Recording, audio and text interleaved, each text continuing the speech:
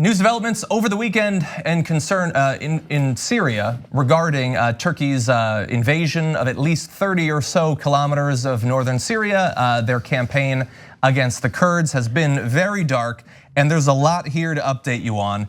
But I want to jump to just a few little aspects of this, some of which I guess were expected, I had not personally expected. Because we have moved away from the area where the Kurds are being attacked and hundreds are being killed, members of the military as well as civilians, they have needed someone to aid them. So apparently the Kurds have signed some sort of a cooperation agreement with Bashar Assad and the government of Syria. There are other reports saying that they're working with other either rebel or terrorist groups in the region now. So they've been forced into this horrible situation where they're allying themselves with people that no one should have to work with simply to survive. But that is a development that you should know about. Let's get to some clips, or some tweets I should say. Trump has not been as forthcoming in information about this as you might expect after a few days. He's gotten a lot of criticism, that might be why. But he tweeted earlier today, and this is a video we're gonna show you later on. He attacked Brian Kilmeade for criticizing him, saying Brian Kilmeade over at Fox and Friends got it all wrong. We're not going into another war between people who've been fighting with each other for 200 years. Europe had a chance to get their ISIS prisoners but didn't want the cost. Let the USA pay, they said. Kurds may be releasing some to get us involved. Easily recaptured by Turkey or United Nations from where many came, but they should move quickly. Big sanctions on Turkey coming. Do people really think we should go to war with NATO member Turkey? Never-ending wars will end. So that is after the news that when some of these ISIS fighters or people affiliated with ISIS were being held in camps guarded by the Kurds, when the Turks came in and attacked them, some of the prisoners, hundreds of them, escaped, which is understandable because it's hard to guard someone when you're being killed by the Turkish military. And so now hundreds are fleeing into the countryside. And Trump tries to sort of brush that aside by saying they're easily recaptured. Yeah, good luck with that. These are people who would, in some cases, would love to commit terror attacks, perhaps in Turkey, certainly in the EU as well. So once again, we're seeing horrible developments immediately, but we're also seeing the seeds of what could become horrible developments that might take weeks or months to develop. You see this needling he had in these tweets where he's like, hey, they can get them easily. Well, again, based off of what? Off of his own fantasy. We're talking about some of the escaped prisoners. And then after, but they better move quickly. Again, it's those inserts, those phrases he throws in to be like, you better hurry up or else somebody might get hurt. You know, it continuously saying, threats. You better do something about it because we're not doing anything about it anymore. In fact, we're gonna escalate the situation to make sure that you're worried about it and you better hurry up.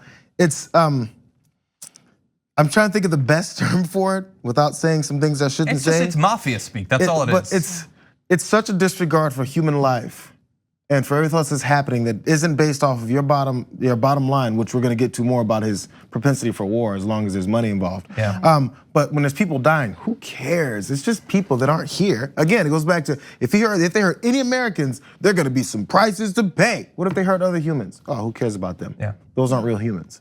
And even when there are Americans involved, as we've seen in overseas conflicts and any kind of issues, Trump is really nowhere to be heard from. You know, sure, he'll do every now and then when he can try to, look good as he's done with a rapper before abroad.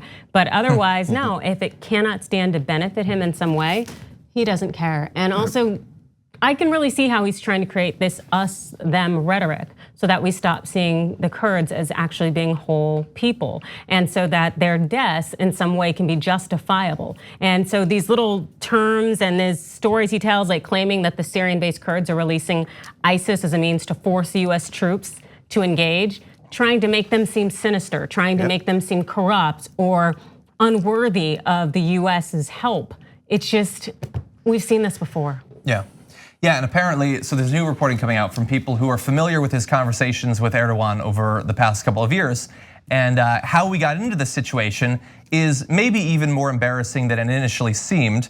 After hearing Turkish President Recep Tayyip Erdogan threaten for 2 years to launch an assault against the Kurds in Syria, President Trump and senior administration officials did not think he would ever go through with it. 6 people with knowledge of the matter told Axios's Jonathan Swan. So effectively, he called their bluff and found out that they were not in fact bluffing.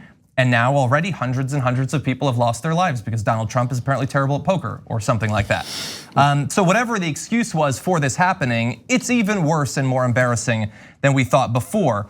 And that's skipping over little bits of news that happened after the main show on Friday that we didn't get to, including that Turkey has apparently been purposefully targeting our soldiers, bracketing them by firing on both sides of them to scare them out of the region. And that's something that we just allow because Donald Trump doesn't care. And so if some of our soldiers end up getting killed by Turkish shelling, he doesn't care, no skin off his back. So that happened, and it's been a pretty dark and pretty terrible time. You've probably seen the videos of civilians that have died, kids that have been blown apart. They've been setting up, the Turkish military or Turkish affiliated groups have been setting up roadblocks. And one Kurdish female politician, her car was stopped. She was dragged out of the car. She was shot to death, and her driver was shot to death. These were not militants. These were not fighters. They didn't have weapons. They were just killed because they were a Kurdish politician. So, and you know what? I'll let you, last thing real fast for me because I know we have more.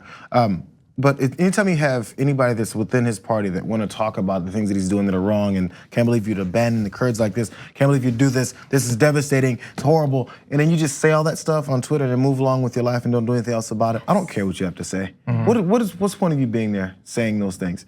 Let's just say it, and then I'm on record being against this. Now I'm gonna go ahead and watch it continue to happen. What's the point? Thanks for watching the Young Turks, really appreciate it. Another way to show support is through YouTube memberships. You'll get to interact with us more. There's live chat emojis, badges.